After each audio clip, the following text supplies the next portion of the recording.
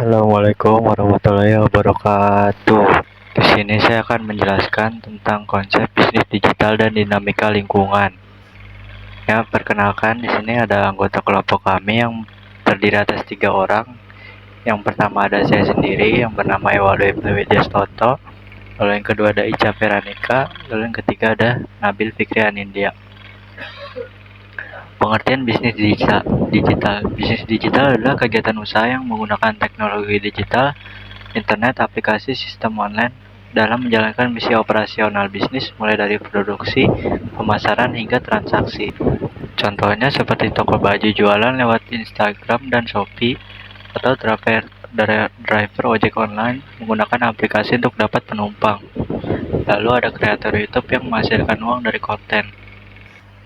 Selanjutnya di sini ada perkembangan bisnis digital. Perkembangan bisnis digital sangat pesat karena satu, internet semakin mudah diakses, lalu yang kedua banyak orang menggunakan smartphone, lalu yang ketiga transaksi digital makin praktis.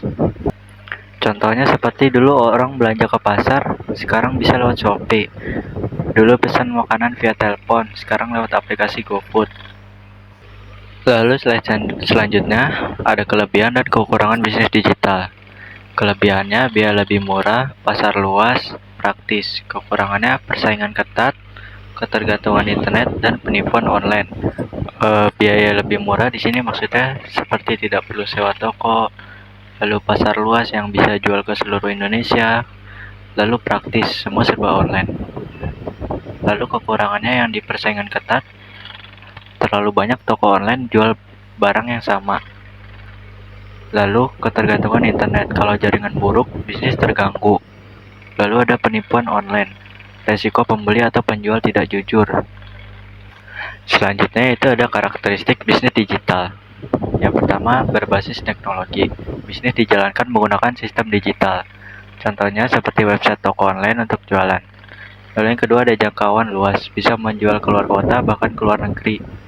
Contohnya UMKM, jualan di marketplace bisa kirim ke seluruh Indonesia. Lalu yang ketiga ada real time, transaksi dan komunikasi langsung. Contohnya chat penjual di marketplace dibalas saat itu juga. Lalu fleksibel, bisa dijalankan kapan saja. Contohnya seperti jualan online tetap berjalan walaupun pemilik sedang di rumah. Lalu ada data driven, menggunakan data untuk mengambil keputusan. Contohnya penjual melihat produk mana yang paling laris lalu stok lebih banyak. Selanjutnya yaitu ada model bisnis digital. Yang pertama ada B2B, business to business, perusahaan ke perusahaan. Contohnya perusahaan software menjual sistem kasir ke restoran. Yang kedua ada B2C atau business to consumer, yaitu perusahaan ke konsumen. Contohnya seperti toko online menjual sepatu ke pembeli. Lalu ada C2C, consumer to consumer, dari individu ke individu.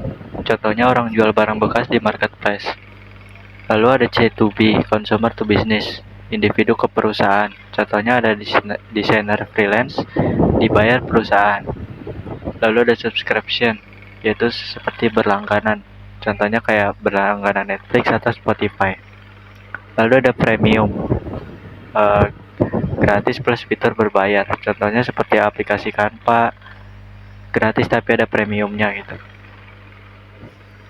Lalu selanjutnya ada komponen utama bisnis digital. Ada platform digital, media untuk menjalankan bisnis, contohnya seperti website, aplikasi, dan Instagram. Lalu ada produk atau jasa, contohnya seperti baju, makanan. Lalu kalau jasa itu ada desain grafis dan editing video. Lalu sistem pembayaran, cara bayar digital, contohnya OVO, Dana, Transfer Bank, Kris. Lalu ada digital marketing, yaitu seperti promosi online, contohnya iklan Instagram, endorse influencer, dan konten TikTok. Lalu ada customer experience, yaitu pengalaman pelanggan. Contohnya seperti respon cepat, pengiriman cepat, dan kemasan menarik. Oke, selanjutnya ada jenis lingkungan bisnis, seperti yang pertama ada lingkungan internal, yaitu faktor dari dalam bisnis. Contohnya karyawan tidak produktif, bisnis bisa menurun. Lalu modal terbatas, sulit berkembang. Lalu manajemen buruk, dan terjadi banyak kesalahan. Lalu faktor dari lingkungan eksternalnya seperti kompetitor jauh lebih murah, teknologi baru muncul, dan peraturan pemerintah berubah.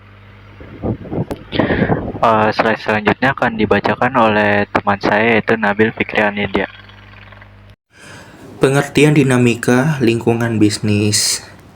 Dinamika lingkungan bisnis adalah perubahan kondisi di sekitar bisnis yang mempengaruhi jalannya usaha. Selanjutnya, dampak negatif dinamika lingkungan. Ada 2 dampak nih. Pertama, peluang bisnis baru dan inovasi produk. Yang kedua, dampak negatif yaitu ketidakpastian dan persaingan tinggi. Selanjutnya, strategi menghadapi dinamika lingkungan.